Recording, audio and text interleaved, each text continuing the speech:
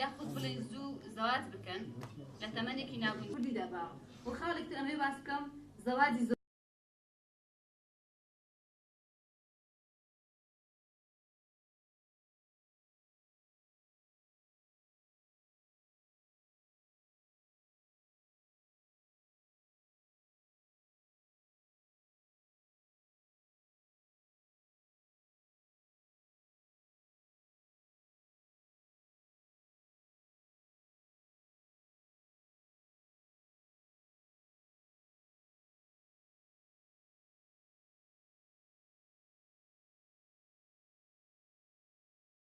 ئەمڕۆ ئێمە وەکو نووسینگەی مافی مرۆڤی سۆران هەڵسان بە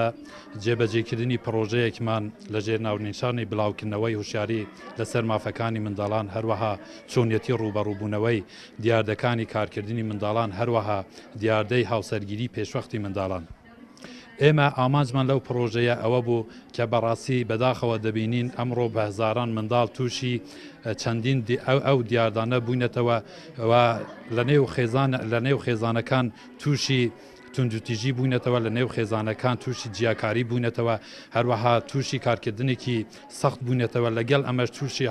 هاوسەرگیری پێشوەق بووینەتەوە بێگومان ئەگەر سەیری راپۆرتەکانی دەستەی سربەخۆی مافەکانی مرۆڤ بکەن مانگانە راپۆرتی هەیە لەسەر ئەم حاڵەتانە دەبینین بەپێی ئەو راپۆرتانە دەبینین توندوتیژیەکان زیادی کردووە پێشان ئەگەر توندوتیژیەکان زیاتر لە چوارچێوەی خێزان بوو ئێستا